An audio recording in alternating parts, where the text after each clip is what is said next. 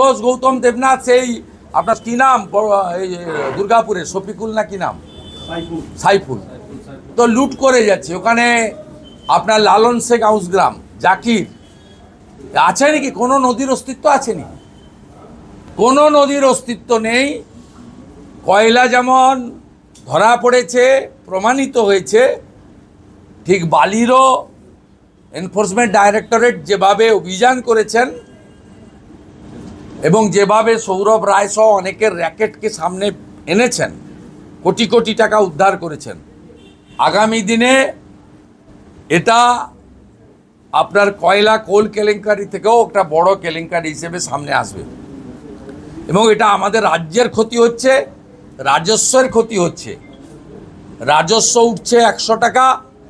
সরকারি কোষাগারে জমা হচ্ছে 20 টাকা 80 টাকা পুলিশ মাফিয়া অবৈধ বালি খননকারী আর বড় একটা অংশ ভাইপো টাকা তুলে নিয়ে যাচ্ছে নরেনরা গাড়ি ভর্তি করে করে নরেন চক্রবর্তীরা টাকা ভাইপোর কাছে পুলিশ স্কট দিয়ে পাঠাচ্ছে একটা নদীরও অস্তিত্ব নেই দামোদর থেকে মেদিনীপুরের কাঁসাই পর্যন্ত ওদিকে গোপীবল্লভপুরের সুবর্ণরেখা পর্যন্ত তো বড় নদীর নাম বললাম সঙ্গে ছোট নালা নাসিখাল ক্যানেল ছোট নদী কোনো অস্তিত্ব নেই এবং এখন জল আছে বলে পাড়গুলো কেটে তুলে নিয়ে চলে যাচ্ছে কোনো রাস্তার অস্তিত্ব আছে জাতীয় সড়ক ছেড়ে দিলে পিডব্লিউডি রোড প্রধানমন্ত্রী গ্রাম সড়ক পঞ্চায়েতের রাস্তা কোনো জায়গায় অস্তিত্ব আছে আপনারা সাংবাদিকরা বলুন কি করছে এরা এর আগে তো কয়লাতে যা করেছে বিনয় মিশ্র ভাইপো অ্যান্ড টিম তাতে তো যতুগৃহে বসে আছে আসানসোল যে কোনো সময় ধস নেমে নিচে নেমে চলে যাবেন কোথায় কোনটা খুঁড়ে দিয়েছে ভিতরে কেউ জানে না রানীগঞ্জ জামুরিয়া পাণ্ডবেশ্বর বারাবণী আসানসোলের ডায়ে বাঁয়ে সব নিচ ফাঁকা হয়ে আছে বালিতেও তাই করছে এবং ইডি সময় উপযুক্ত অ্যাকশান নিয়েছে আরও কড়া অ্যাকশান চাই এদের সব প্রপার্টি সিজ হওয়া দরকার এরা যেভাবে অবৈধ বেআইনি চালান অসংখ্য চালান আমাদের কাছে আছে কুড়িয়েছে তবু আছে এবং এর সঙ্গে সরাসরি পুলিশ কোল মাফিয়া আর তোলাবাজ ভাইপোর সিন্ডিকেটের সঙ্গে যুক্ত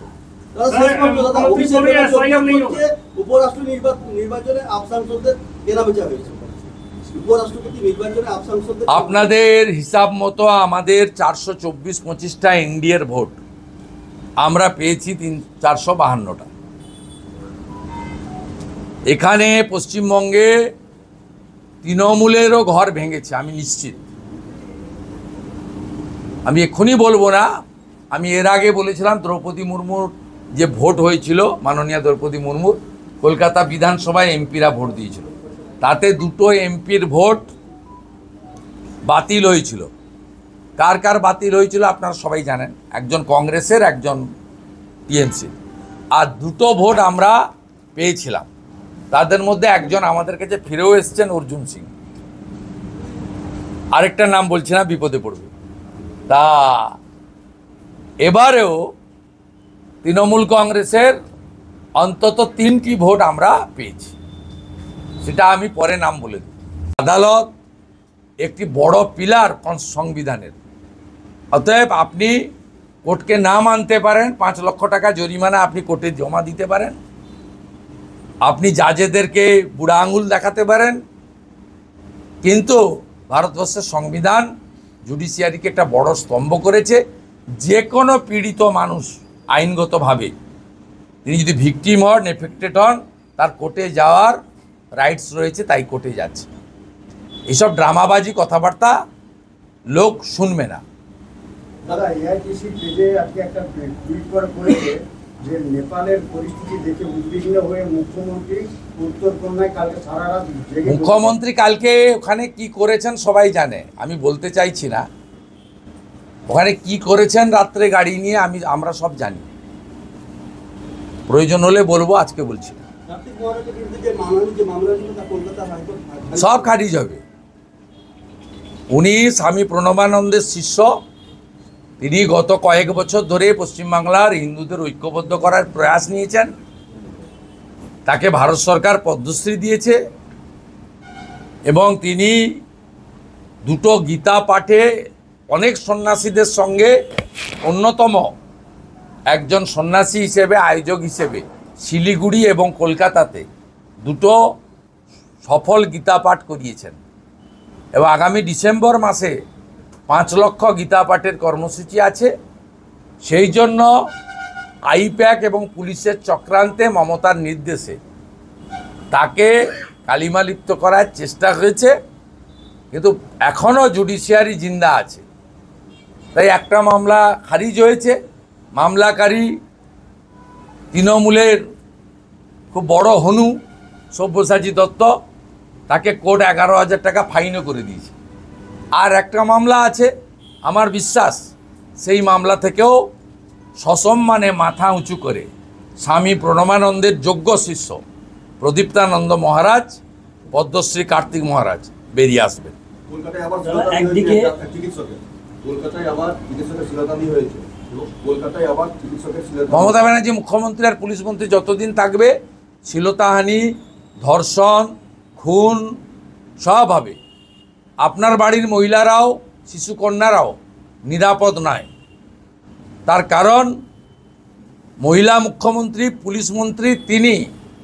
ধর্ষকদের প্রোটেক্টার। কামদুনিতে প্রোটেকশন দিয়েছেন, পানিহাটিতে আরজি করে প্রোটেকশন দিয়েছেন, কেষ্টমণ্ডলের প্রমোশন দিয়েছেন, তাদের পাশে আছে, কিন্তু বারবার বিরোধীরা কোর্টে পিন করে দিচ্ছে, তার জন্য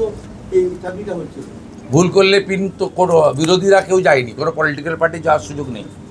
আপনি ভুল করলে হবে। আপনার ভাইজিকে আপনি টেন্টেড ডিক্লেয়ার করেননি কেন? এসএসসির শিক্ষক শিক্ষিকাতে মোট টেন্টেডের সংখ্যা হচ্ছে 1958। আপনি 1806 ডিক্লেয়ার করেছেন কেন? আপনি যে প্রশ্ন করেছেন তো সবাই রিটিন পাস করবে।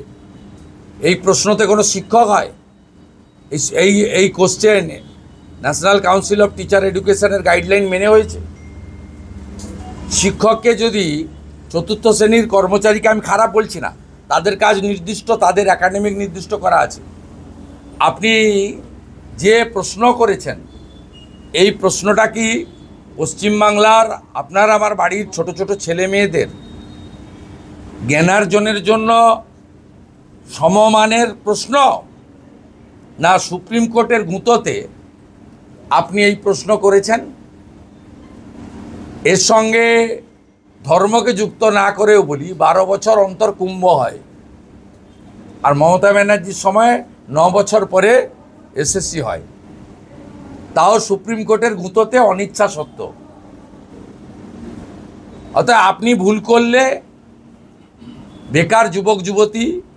যোগ্য শিক্ষক শিক্ষাকর্মী এবং বঞ্চিত যারা হবে তারা নিশ্চয়ই আইনের আশ্রয় নেবে। ভারতবর্ষের সংবিধানে